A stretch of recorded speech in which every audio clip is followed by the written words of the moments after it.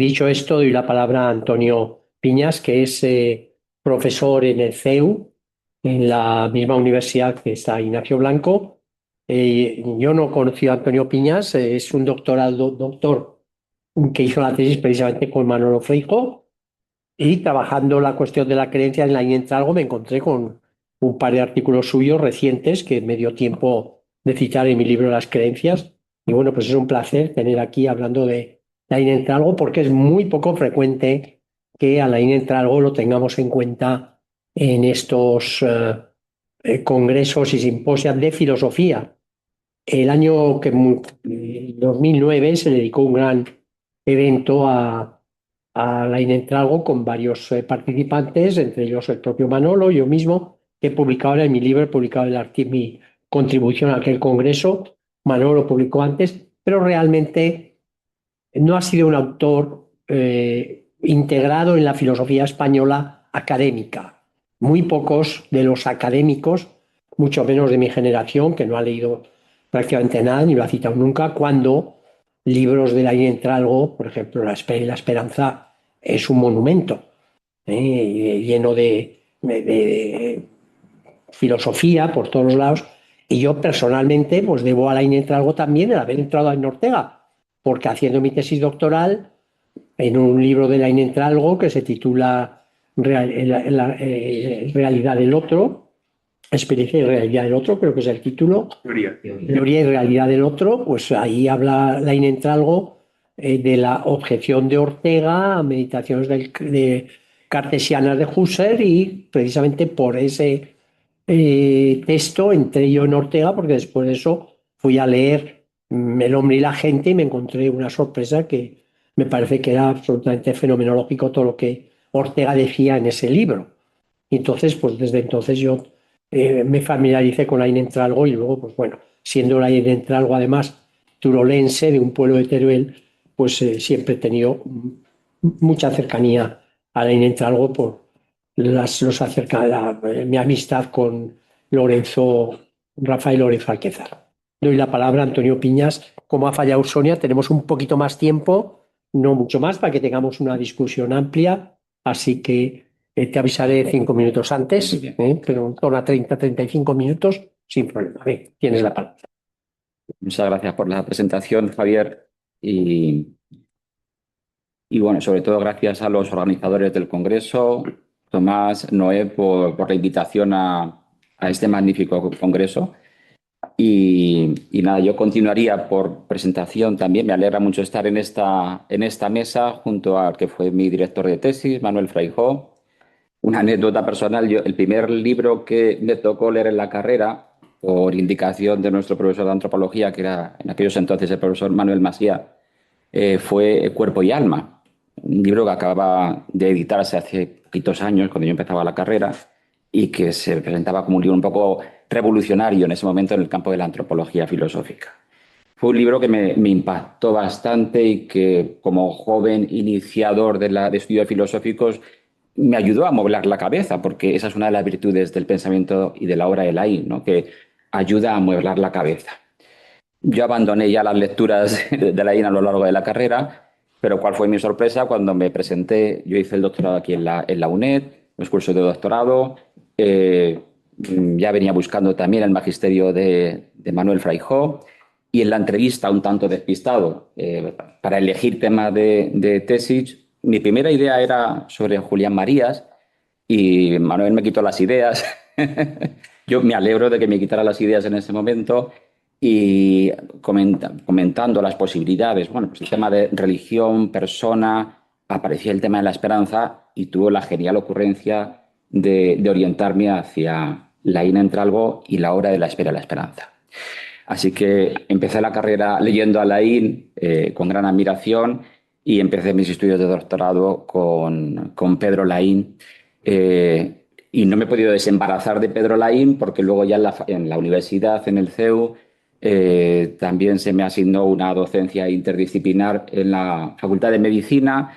Y bueno, pues tanto el decano como el director de nuestro Instituto de Humanidades pues me insistieron, la Inentralgo tiene que estar presente en los estudios de medicina y hay que recuperar a Laín. Y bueno, pues esa misión tuve y tan contento y tan feliz, ¿no? Así que, Manuel, muchas veces te lo he agradecido y en este momento y en esta mesa me encanta estar aquí, en esta mesa y volver a agradecerte aquella magnífica invitación, ¿no? El Bueno, encanto es mutuo. Yo también me alegro mucho muy bien, de que Manuel, estés aquí. gracias. Pues Noé en primer momento me ofreció hablar sobre la antropología filosófica en Laín y luego se vio la pertinencia de reorientar el tema hacia una filosofía de la religión en Laín Entralgo. Bueno, pues yo voy a ser breve, no voy a, espero no agotar el tiempo y la primera necesidad que vi al enfocar este tema es que no es raro que a Pedro Laín se le ascriba a la Escuela de Madrid, sin embargo, no hay ninguna investigación concreta en la que se diga y el por qué, ¿no? Yo quería empezar con esa cuestión. Siempre que se habla de Pedro Laín Entralgo, se presentan al menos tres dudas. La primera, ¿fue médico o filósofo? La segunda, la que planteo ahora, si le debemos incluir en la Escuela de Madrid. Y la tercera, que es a la que dedicaré más tiempo, no demasiado, si fue un filósofo de la religión. Sobre la primera, médico, filósofo, de formación fue médico. De filósofo, bueno, fue filósofo autodidacta. Recuerdo que uno de sus hijos, Pedro Martínez, estuvo en la defensa de la tesis y una persona que estaba entre el público al finalizar la defensa me dijo, su hijo no ha dejado de decirme, mi padre no era filósofo, mi padre no era filósofo. Pero bueno, la realidad es que Laín, indudablemente, y Javier lo ha comentado, aunque posiblemente no sea muy conocido en el ámbito académico, creo que sí que es un autor muy citado. Su obra es una obra eminentemente filosófica. Sobre la duda en relación a si se le podemos ascribir a la Escuela de Madrid, yo voy a leer literalmente un recuerdo que aparece en su obra autobiográfica Descargo de conciencia, que me parece un recuerdo muy entrañable. El joven Laín llega en el año 1930 a Madrid. ¿Por qué? Dice él mismo, un mozo provinciano desciende en la estación de Atocha y se dispone a penetrar en un Madrid incitante y apenas conocido. El Madrid incitante. Ahí está mucho de lo que en la provincia más íntima y vivamente le venía atrayendo. Marañón, Jiménez Díaz y ciertas vagas posibilidades de una incipiente formación psiquiátrica. Por el costado médico de su carrera universitaria. Y luego, por la parte teorética, Ortega y Zubiri, ahí estaban en Madrid, como incentivos máximos de la vocación teorética filosófica que desde la adolescencia ocultamente bulle dentro de él. Esto es lo que dice Laín, dejando en evidencia que desde muy joven, pues bueno, pues su padre era médico y posiblemente, como pasó en tantos casos, pues le empujaron a la medicina, pero ya el joven Laín tenía una fuerte vocación filosófica y concretamente deseaba el encuentro con la filosofía orteguiana cuando vino a Madrid. Además, y esto lo comentaba el profesor Diego Gracia cuando hace unos meses teníamos la presentación de la reedición de Antropología de la Esperanza en la Fundación Ortega Marañón, la vocación filosófica de Laín venía justificada porque había leído con gran profusión a Max Scheler y veía la necesidad de completar la antropología filosófica que él consideraba que había quedado poco desarrollada en Max Scheler y que posiblemente la obra de La esfera y la esperanza de Laín Entralgo fuera el intento de completar esa antropología filosófica. Dice también Laín Entralgo, recordando esa experiencia juvenil antes de la guerra civil, que su proyecto filosófico antropológico era imposible sin conocer a Zubiri y Ortega. A Ortega no le pudo conocer, bueno, no pudo recibir el magisterio, la formación académica por parte de Ortega. Él dice que Ortega fue viejo maestro mío a través de su obra escrita.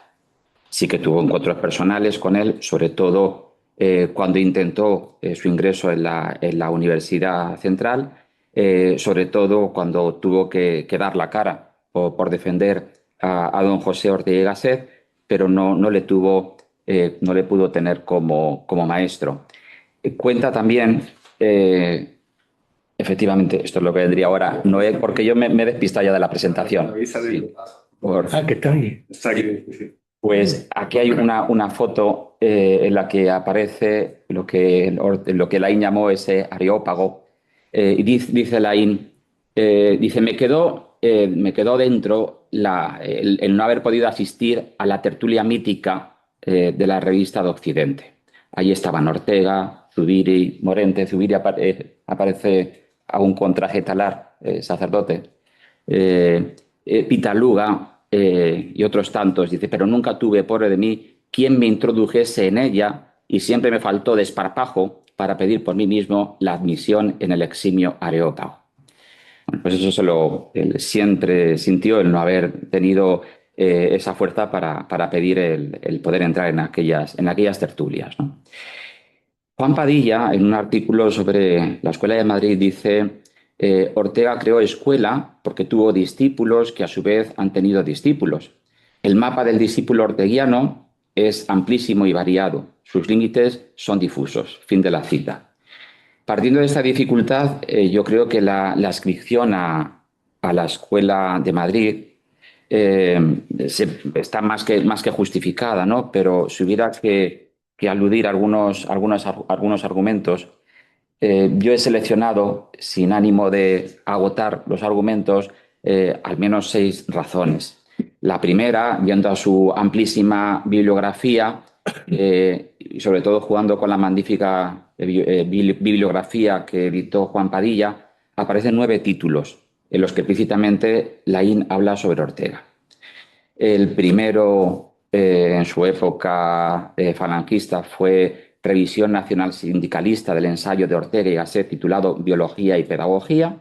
Y el último, Javier, fue en el año 92, un capítulo en el libro de actas que editaste recogiendo los trabajos presentados en la primera semana de Fenomenología de la UNED, año 1992. Ahí hay un capítulo de Laín muy significativo de su trayectoria intelectual y filosófica. Ciencia, esperanza y amor en el pensamiento de Ortega. El trípode creencia, esperanza, amor es el esqueleto de gran parte de la obra de Laín. Nelson Orringer intentó sistematizar la obra de Laín atendiendo a esa división que el propio Laín dice que no reconoce que estrictamente hablando se pueda catalogar su itinerario conforme a ese trípode. La segunda cuestión que le emparenta con Ortega y la Escuela de Madrid, su interés por el tema de las generaciones. Año 1945 publica Las generaciones en la historia. Su amigo Julián Marías le critica una interpretación excesivamente biologicista del tema de las generaciones. Laín asume esa crítica, siempre quiso reeditarlo, corregirlo. Tercera razón que nos permite escribirle a la Escuela de Madrid, el afán por renovar la filosofía. Y otro tema indudable en la que Laín siente el influjo de Ortega, la implicación en la reforma universitaria. Hay una diapositiva en la que tiene bastantes obras sobre el tema el problema, igual que escribió sobre el problema de España, el problema de la universidad hispánica.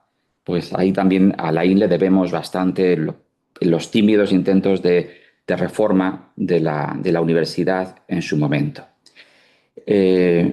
Por último, es por todos conocido que Laín fue discípulo de discípulos directos de Ortega, concretamente Zubiri.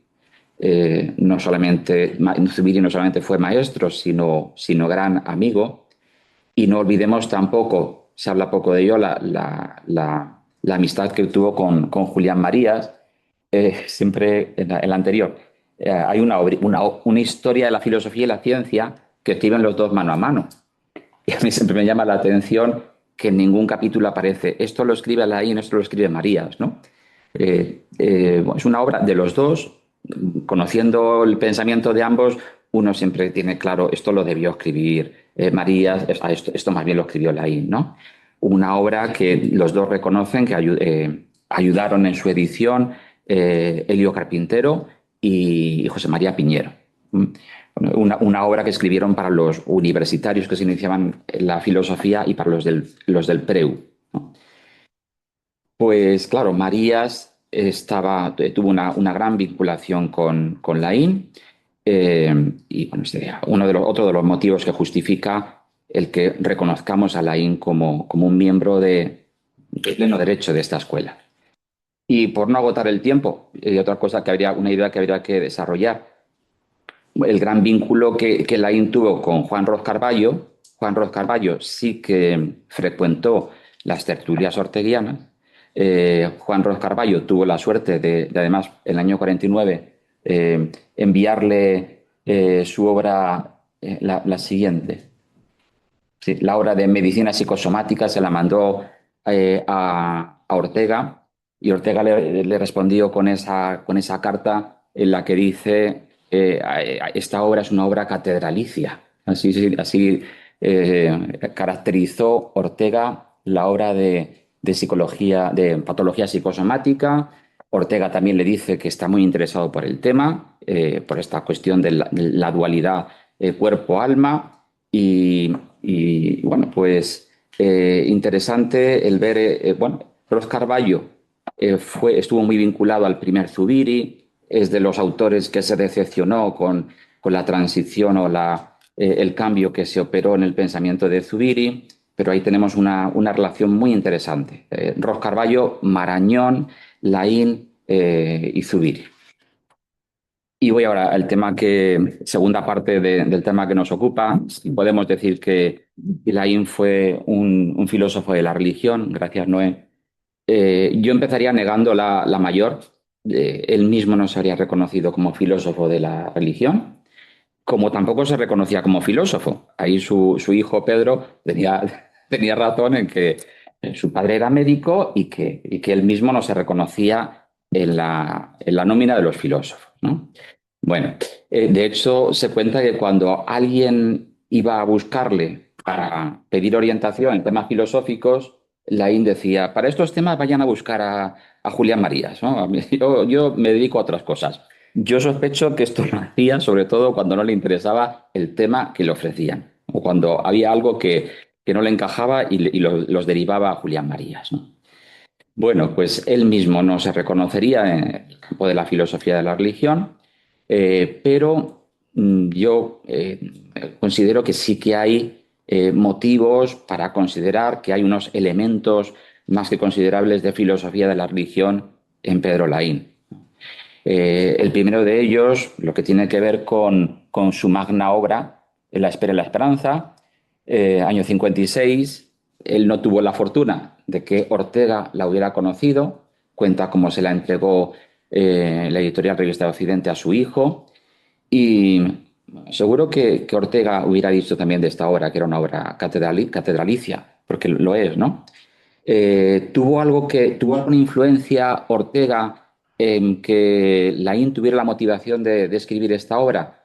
Pues sí. Concretamente, Laín dice leer en la obra de Ortega, El hombre y la gente, que Ortega dice explícitamente: nos falta un estudio fenomenológico de la esperanza, que nos dijera qué es en el hombre la esperanza y, si es posible, vivir sin ella. Esta motivación, junto con el acicate que fue en su momento la obra de Heidegger para los contemporáneos del momento, esas fueron las dos motivaciones que le llevaron a Laín a escribir La espera y la esperanza.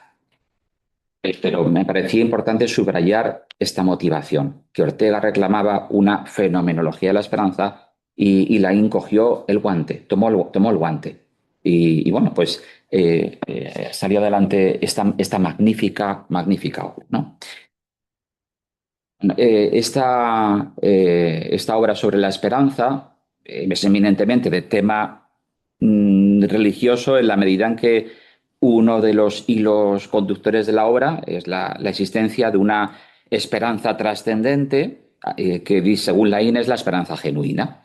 O sea, que la esperanza natural, dice Laín, no se queda truncada en lo inmanente, sino que la esperanza genuina tendría que ver con una esperanza de absoluto, una esperanza de trascendencia.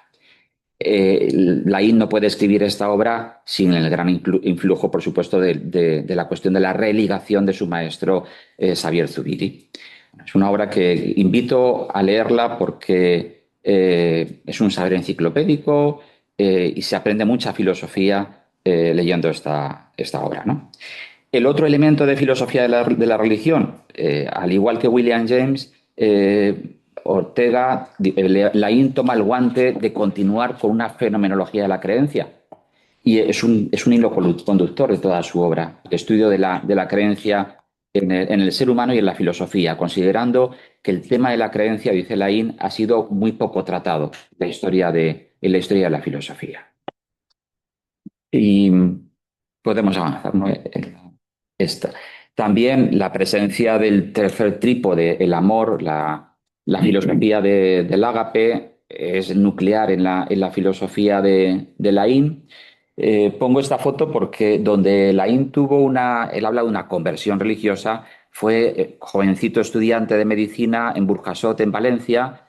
Ahí reciben unas conferencias de un franciscano, padre Rodilla, y las conferencias versaban sobre el famoso tema de la diatriba entre amor ágape, amor eros, y ahí tiene Laín una conversión, yo diría, filosófico-religiosa, donde considera que es nuclear en la filosofía este tema que ya había encontrado él también en la filosofía de Seller. La filosofía de la religión de Laín es una filosofía del ágape, es una filosofía del amor. Siguiente diapositiva. Algunos autores han planteado un paralelismo entre Ernest Bloch y Laín, sobre todo en relación al tema de la muerte. El tema de la muerte está presente en su teoría de la esperanza.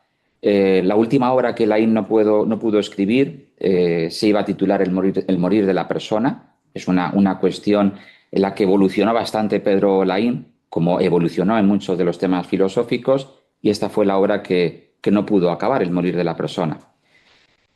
En relación a la pregunta que nos ocupa, de si Laín Entralgo puede ser considerado un filósofo de la religión, pues cito aquí a Manuel Feijó, que no le incluiste en la obra La última filosofía de la religión, pero muy finamente te refieres a Pedro Laín como pensador español relevante con destacados escritos sobre temas religiosos. E incluso, como por obligación, tuviste que hacer una selección de filósofos de la religión en España, y así lo indicas en el subtítulo de ese apartado, selección. Y te has curado en salud en la medida en que pudieran muchos decir que aquí faltan muchos personajes, ¿no? Pues me alegra, ¿no? Esa primera introducción que haces páginas antes cuando catalogas a Laín como pensador relevantes, con temas muy relevantes en el ámbito religioso, ¿no? A Xavier Zubiri también le incluyes con bastante recelo, lo dices, no lo digo yo, lo dices explícitamente, ¿no? En la medida en que valoras que su filosofía de la religión está muy vinculada con la teología natural, con la teología dogmática, y quizá uno de los rasgos de la filosofía de la religión sea esa separación frente a la teología natural, ¿no? Añades que para incluir en esa nómina de filósofos de la religión hay que contar con que haya una reflexión crítica, y aquí es donde yo considero que hay más crítica en Laín que en el propio Zubiri, y que, como bien sabemos, Laín tuvo posturas filosóficas que la alejaron de un cristianismo más dogmático, ¿no? Y entonces yo creo que se cumple ese rasgo de un Laín que, sin alejarse de su confesionalidad, no un creyente más marcha martillo, como dirán algunos autores, ¿no? Ni en sus últimos momentos, pero fue muy crítico y nos aportó una reflexión racional sobre el hecho religioso, una lectura crítica de las propias creencias. Creo que había una siguiente. Sí, bueno, esta era la obra. Invito a quien no lo ha hecho, la anterior, ¿no? Sí. invito vivamente a la lectura de Filosofía de la Religión. A Manuel es un gusto escucharle, pero lo mejor es que leerle es igual de gustoso porque habla como escribe, ¿no? Y siempre veo temas muy complejos en filosofía. Cuando leemos a Feijó, se aclaran en la medida en que has llegado muy lejos para luego poder sintetizar y clarificar conceptos bastante elevados, ¿no? No lo digo por adornarte, sino porque es un hecho real y quien lo dude no tiene más que acercarse a La su... nota ya te la di, la nota ya te la di. Sí.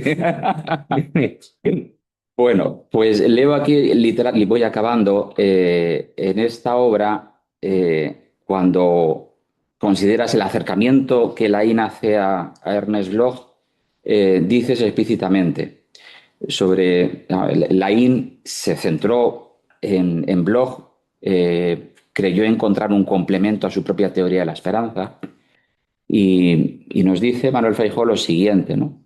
El estilo literario, la procedencia filosófica, la afiliación política, el sentido religioso y muchas cosas más separan a Laín de Bloch. Al exponer a Bloch, Laín huye permanentemente de él, intercalando citas de San Agustín, San Pablo, Kant, Hegel, Gabriel Marcel y muchos otros. Emigra incluso hacia sí mismo, deslizando su propia filosofía de la esperanza, donde parece que el espacio solo debía pertenecer a Bloch. Pero Laín, con voluntad de conocer que le caracterizaba, quería aprender de Bloch.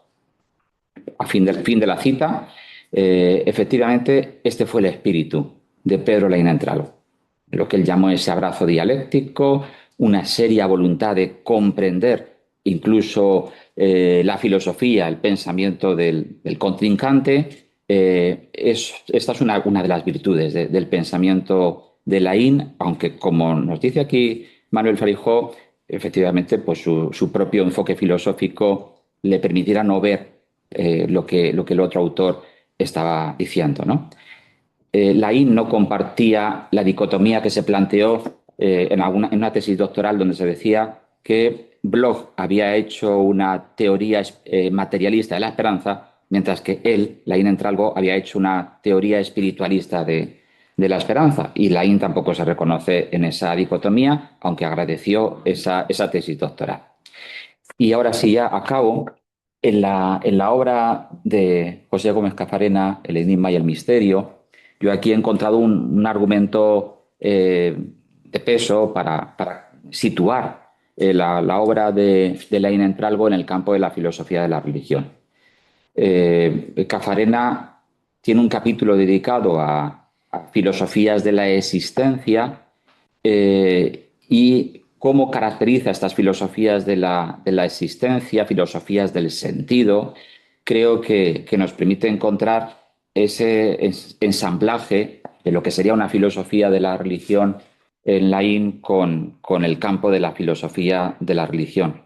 Dice Cafarena, el sentido de la vida es un buen acceso para la comprensión de la religión, concretamente de lo que ésta tiene de expectativa de salvación. Y esta expectativa de salvación fue el meollo de la filosofía de la esperanza que desarrolló Pedro Laín Entralgo y que no abandonó hasta sus últimos días, aunque por supuesto con modulaciones personales y modulaciones filosóficas que sin duda aparecieron, siendo la más importante la superación de una visión dualista de cuerpo-alma, sin caer en un materialismo. Él siguió concibiendo ese monismo integrable. Jesús Conil también le dedicó una obra importantísima y le dedica una gran parte a la antropología de Pedro Laín, que me parece importante también conocer para comprender la evolución del pensamiento de Pedro Laín Entralgo, ¿no? El tema de la trascendencia estuvo presente hasta sus últimos días, pero siempre desde una evolución en la que no faltó nunca la defensa del concepto de sentido y volviendo a Ortega, de la felicidad como completitud del ser humano, una visión metafísica de la felicidad. Acabo con esta idea haciendo una reseña de la filosofía de la religión de Manuel Feijó, yo digo que en cierta medida la filosofía de la religión es una filosofía de la esperanza, ¿no? Y quizá ahí está también el encuentro, la imbricación entre la obra de Laín y este campo de filosofía de la religión, donde el propio Laín no se reconocería como autor básico. Pues muchas gracias.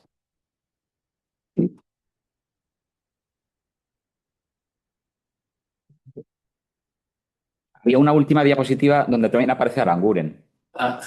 En París, en este encuentro que tuvieron, está también Camilo José Cela, Lian Marías,